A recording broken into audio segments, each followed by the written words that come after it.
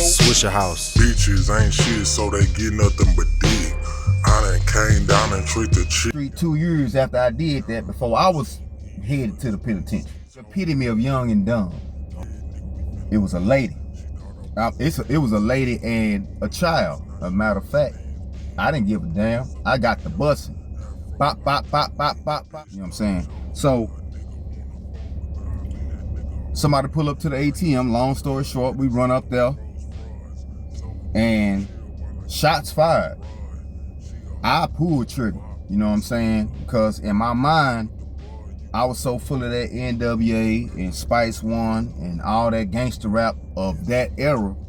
I wanted to emulate those, behaviors in my real life. So, bam, run up on the car, So we can start on that point right there. So how did you fall into that situation where you had to lie? Well, basically, first off, there's no honor among thieves. You know what I'm saying? And quite frankly, fear. It's one thing at 19. No, I believe 93. What was I? 17, 18, something like that. But it's one thing to talk about, doing gangster stuff. It's another thing to be presented when the police behind you and it's your first time being in trouble. So what I did is I panicked like the average, 17, 18-year-old kid, because that's what I was. And basically, I lied on my partner that was in the front seat. I said that was him, because this is what happened. We was hitting a lick, and our young dumbasses didn't see one time sitting directly across the street, maybe 100 yards from where we were, while we was finna try to run up on people at the ATM machine at a bank. Daylight? It's broad daylight. Okay.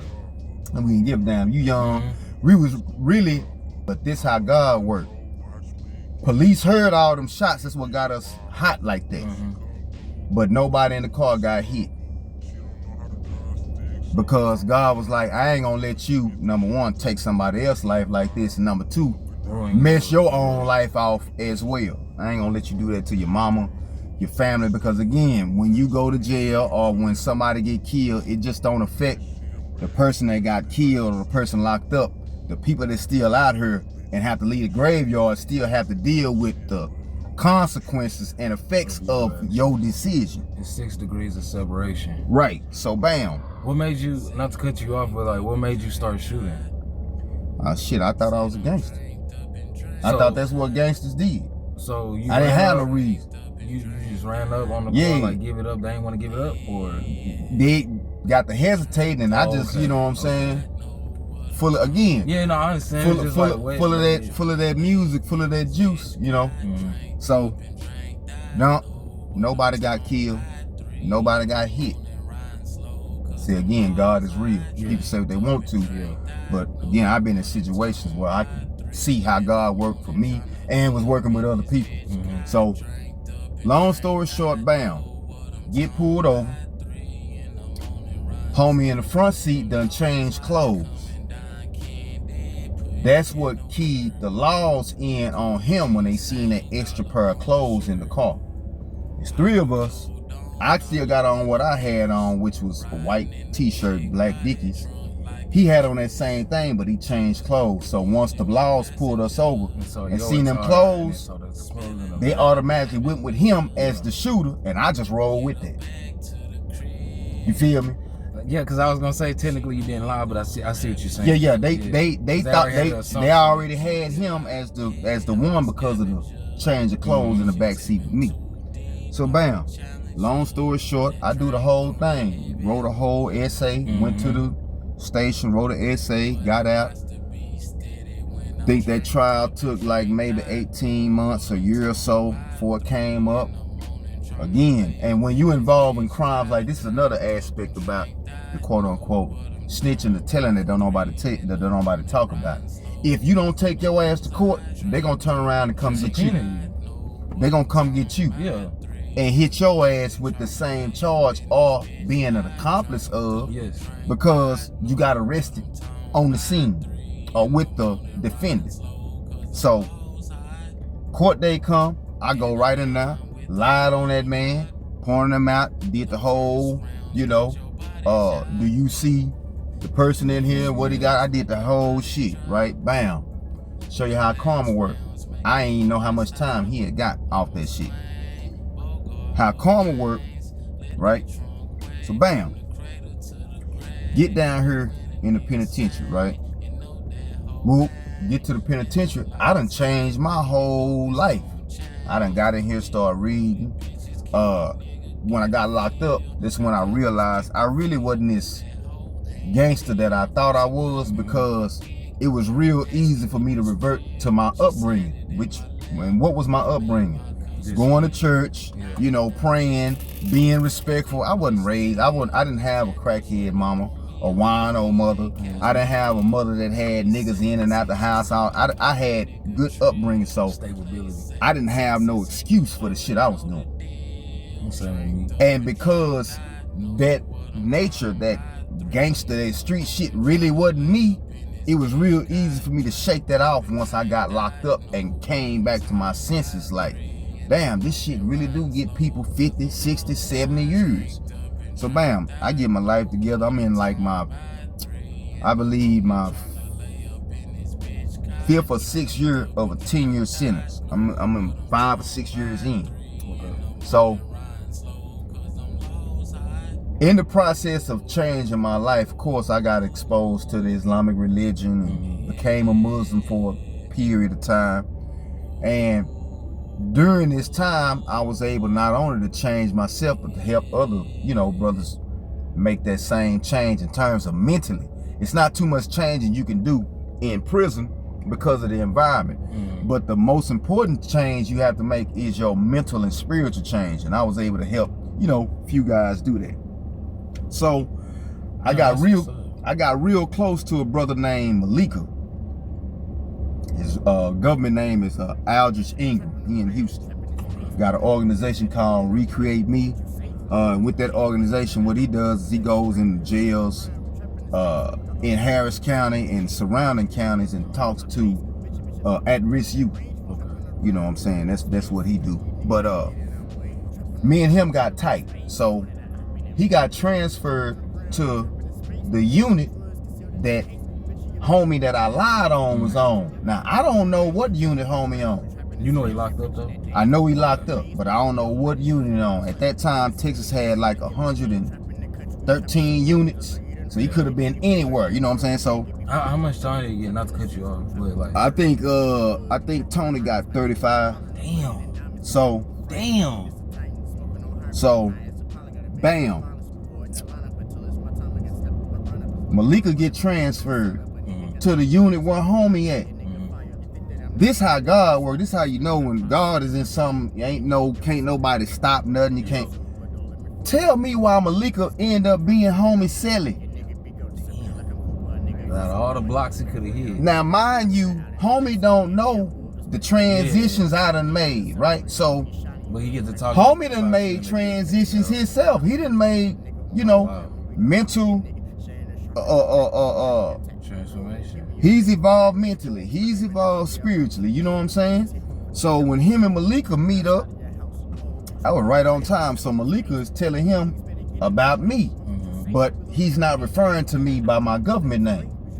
So they in the cell. They sell this for like 3 months. So I drew a picture in this book. My custom was, whenever a brother left a unit, I'd always give him a book of mine and we exchanged books, because that was our way of, giving each other a piece of each other if we never seen each other again, right? Because again, we grew up in that motherfucker together. Yeah. That's a whole different type of bond, you know what I'm saying? So, bam. Homie that I lied on, Tony asked him, say, man, who drew this picture in this book? He was like, shoot, Imbanisi. That's what they call me in P. That was your Islamic name? Yeah. Okay. He said Imbanisi. And he like, nah, what's his government name? So he told him my government name. Now, this is how, whatever I drew in that book, this tattoo I got on my chest is what I drew in the book, which is Egyptian eye of wisdom. So,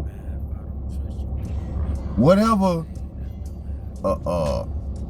etheric residue, whatever aura residue I left in that book from drawing, he picked that up. That's why he kept asking Malika, man, who drew this? Who drew this? So he tell him. So bam, homie go to his locker and pull out the paperwork. So Malika like, I hear you, but this the dude I know.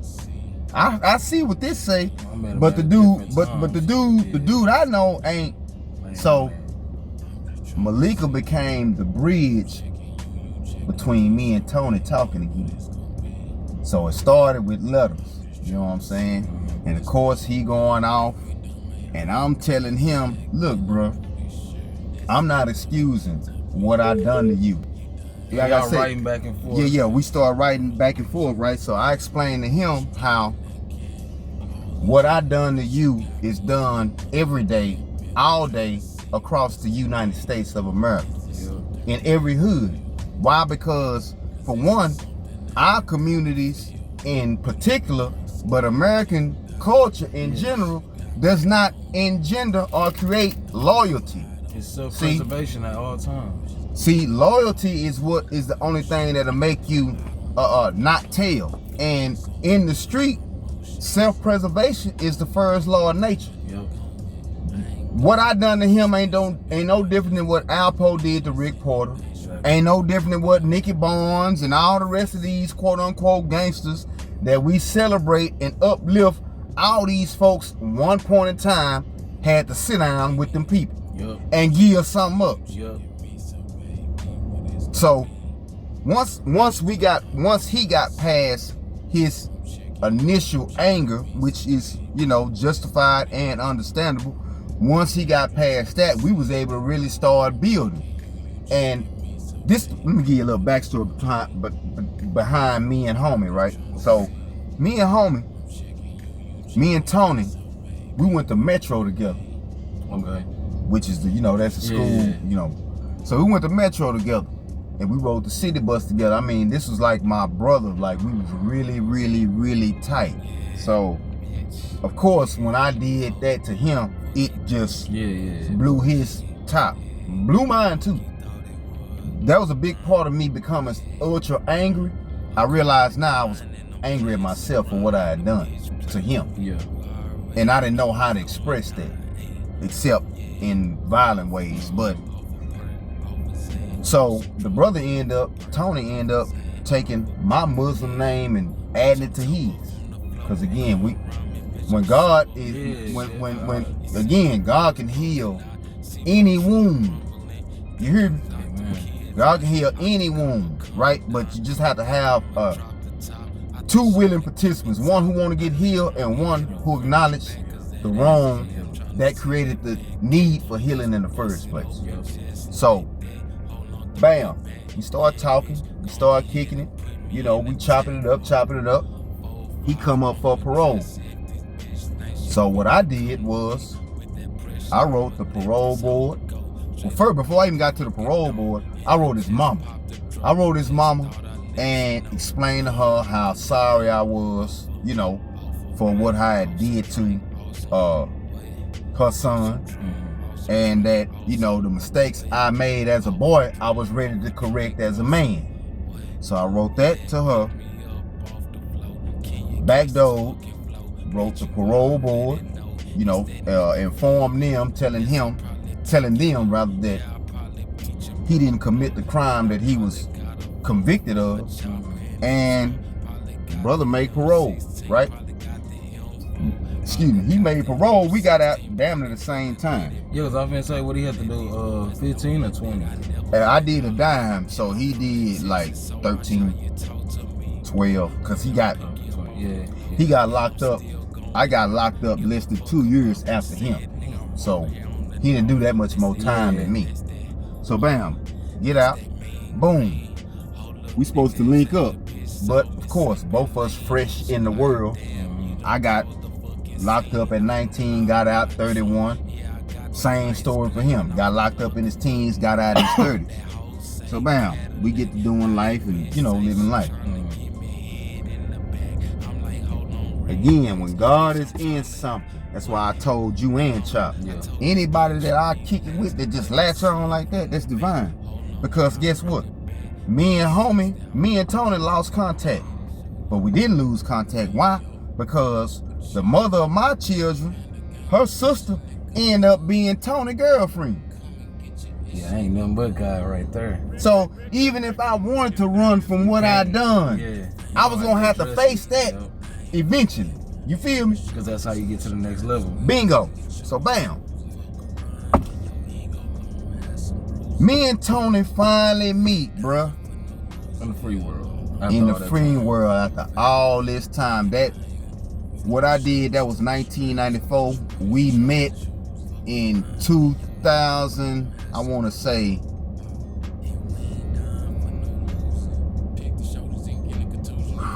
I want to say 2012, 2011. That's when we met after 94. He ain't seen me since the time I said what I said in that courtroom. So that was his first time seeing me. And bruh, I think we hugged about 5 minutes straight, man. I think we hugged about 5 minutes straight. Both of us crying, and, you know. And we done linked up, you know, a couple of times since then. But everybody got their own life. You know, I got kids, he got kids. So long story short, though, the bond that was broken, God came in and reestablished it. And again, for me, that's how I know I am who I say I am. Because when I was confronted with what you done, what you gonna do? You gonna lie? You gonna run? What you finna do? Are you gonna own up to it? Or you gonna keep?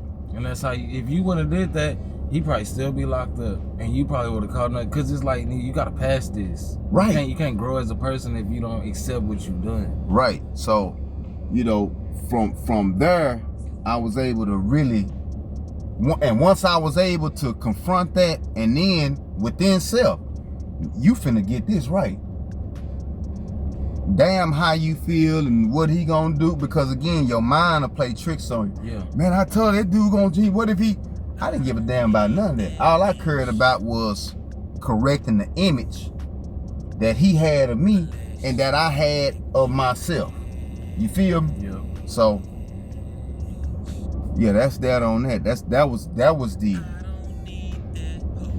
was one of the most important events that have taken place since I've been home, because that really cemented for me who I thought I was.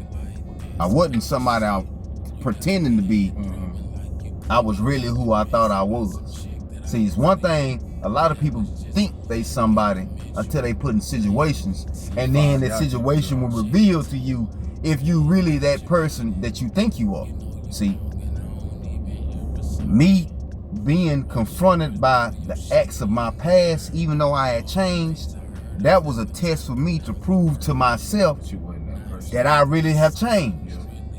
See, are you still the liar? Are you still the man that's gonna, you know, duck and dodge? So yeah. So that was that, you know, homie or whatever. But you never hear about the one who told a lie or the one who did snitch, go back and try to rectify and correct, you understand me, the wrong that was committed. So yeah, oh yeah, that's a deep story right there. That's what separates me from everybody else, because the thing about me is, yeah, I lied on homie, but then once I got locked up and was confronted with my actions, I wrote that man mama, I wrote him, and I wrote the parole board, you know, telling them that he didn't do what he was accused of. So, and again, that's a part of the game ain't nobody talking about. Because it's one thing, because see, snitching affect not only the one who got told on, but it affect the teller as well. See, nobody ever talk about that. I get